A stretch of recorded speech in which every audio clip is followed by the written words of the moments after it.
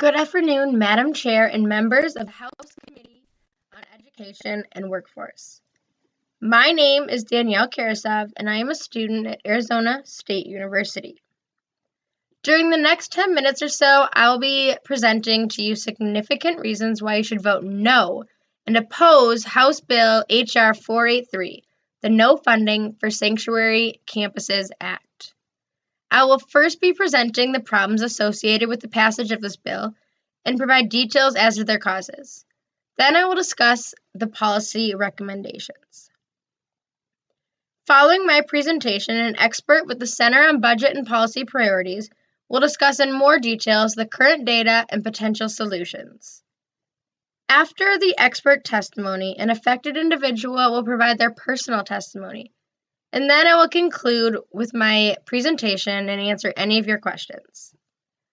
The most important thing that I want you to take away from my testimony here today is that to ensure opportunities and successes of American citizens and the United States, you must vote no on H.R. 483, the No Funding for Sanctuary Campuses Act. While I recognize and acknowledge that the bill is intended to prevent illegal immigration into the U.S., and to hold those that enter the U.S. illegally accountable, the hindrances and repercussions of this bill will do more harm to the American citizens than to illegal immigrants. Additionally, the absence of a standard definition of sanctuary that is accepted by the U.S. government makes the classification of sanctuary campus objective to the sole discretion of the Secretary of Homeland Security.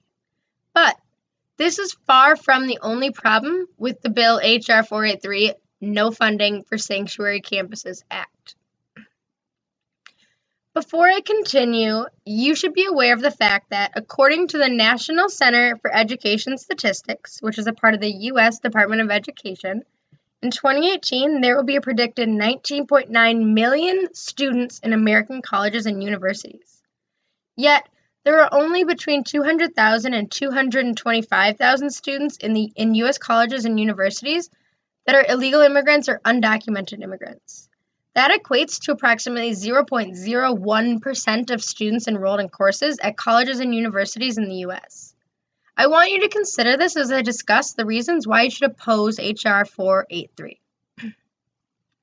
First, by reducing or eliminating federal funding to these institutions of higher education, American citizens will be the ones most impacted and burdened.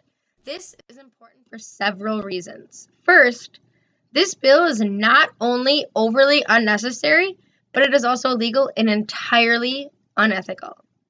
The bill proposes an amendment to Title IV of the Higher Education Act of 1965 to include the restriction of funds to institutions of higher education that the Secretary of Homeland Security considers to be sanctuary campuses. The purpose of the bill is to prevent colleges and universities from harboring illegal aliens.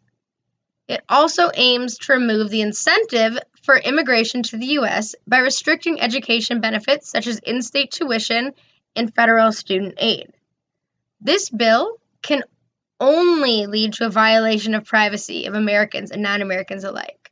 That brings us to the second point.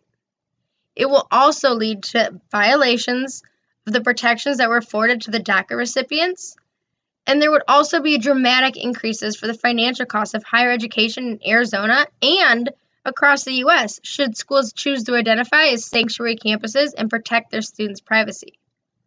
And since I'm representing Arizona State University, and thus Arizona at large, I will speak from here on referencing Arizona, but know that the statistics, numbers, and figures apply across all institutions of higher education in the U.S. So the most significant impact of this bill will be on the reduction or complete elimination of federal funding to colleges or universities that refuse to provide federal, state, or local governments with the citizenship status of its students for the sole purpose of locating and or removing people in the U.S. here illegally. The adoption of the bill will also diminish the quality and accessibility of education for not only the immigrants, but also for Americans.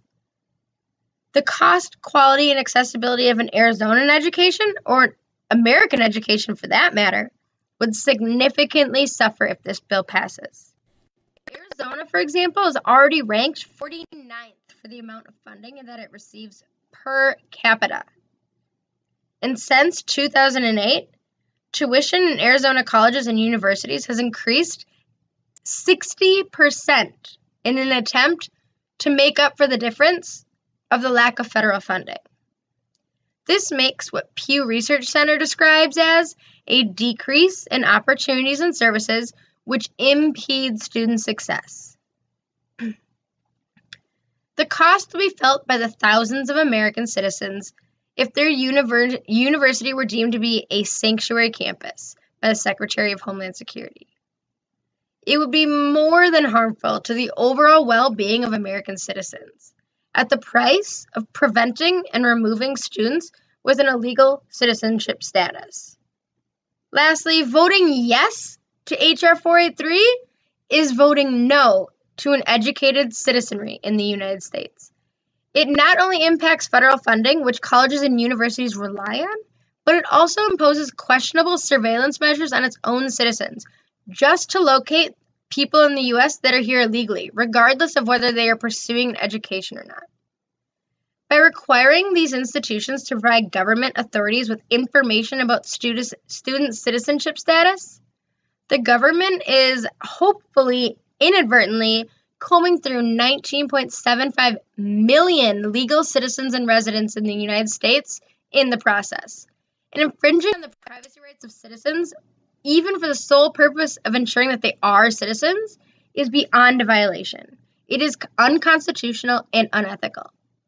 Should a college or university choose to protect its students' privacy, there will be huge and detrimental monetary costs. These costs will not be felt by the universities so much as it will be felt by the students. With the possibility of federal funding being stricken, universities have a dilemma. Do they protect the privacy of their students, most of which are here in the U.S. legally or are U.S. citizens? Or do they hand over the sensitive information on the students just to ensure that their tuition costs remain somewhat affordable? The choice is between a rock and a hard place, and one that leaves millions of Americans susceptible to privacy violations. Before I close, I want to reiterate to you how important it is to vote no on H.R. 483, the No Funding for Sanctuary Campuses Act. The ramifications of this bill can cause more harm to American citizens that are trying to pursue a higher education.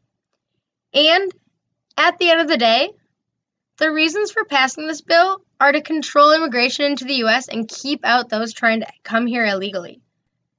But the price for this is one that American students and citizens will have to pay. And it is a solution that far exceeds the price.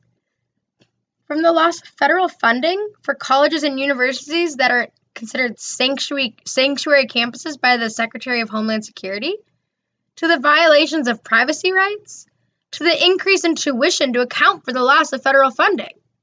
This bill is founded on a severe mischaracterization of a higher education and immigration.